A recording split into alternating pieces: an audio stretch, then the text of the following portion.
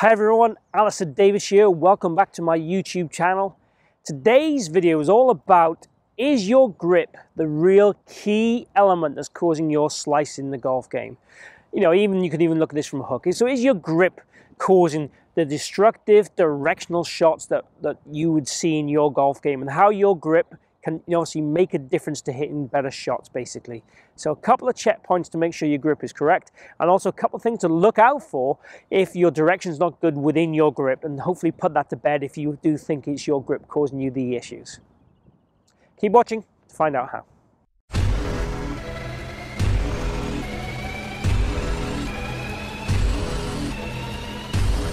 So as I said in the intro already, it's looking at really the common faults in the grip that will cause the issues to make you hit these kind of horrible shots, slice and hooks in particular. So if your grip is in what I would class in a weak position at address, that can cause some real issues. So I'm going to use these T-pegs here as a bit of a guide here to see if you can see where your hands should be pointing and are pointing if they're misbehaving. So you'll see here I have the T-pegs in place. And you see here with a neutral grip, they point pretty much straight up, okay? Now, if my T-pegs here point to the left over here, so the left shoulder, in my case there, that is going to be what's called as a weak grip. And that will cause the club face to open at impact, and will cause the ball to move left to right, slice, fade, push, slice, any of those kind of shots, ideally, depending on the direction you swing in. Now, obviously, if the T-pegs are over to the right-hand side here, that would be a strong grip, and that would cause us to hit hook shots, pull hooks and so on. Move the ball right to left, again, ideally. So both of those grips are not ideal unless we're trying to make the ball go more right to left and more left to right in particular. But even if we were, I would still be wanting you to have a fairly neutral grip. Neutral grips can allow you to have a more consistent control of the club face every time, rather than having a wrong grip to try and fix a wrong swing.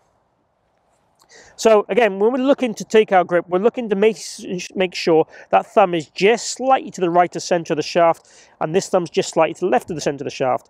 And again, if I point my fingers down, you'll see here both fingers point down at a very slight angle just to the side of the shaft at address. So that's what we're looking for a neutral grip. I'm also looking to make sure the grip is in the fingers of my hands. Again, if it's in the palm of my hand, I will struggle to release the club correctly through the swing. So it means then my hands and arms won't work correctly. I'll tend to not be able to get that club face squared up. So making sure I almost cradle the fingers there like that at the bottom, and then take my grip on the club. That is essentially what I am looking for each and every time. Getting the cradle in the right position, getting the pressure in the right place also. One last thing with the grip really I'll talk about is if you are a hooker, having more pressure in these fingers here, these three fingers here, can help reduce the amount of hand action in the golf swing. And again, if you wanted more right to left curvature, you could loosen the pressure in there to get your hands to work a little bit more through the golf swing. Again, I'm more in favor of using the body and the forearms than I am the hands, but it is certainly an option.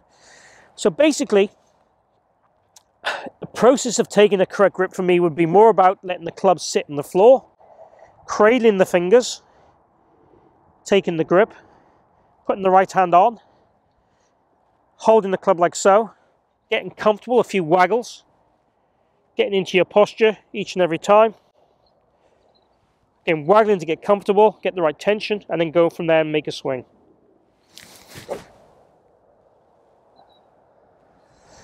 So, is your grip causing your misdirectional shots?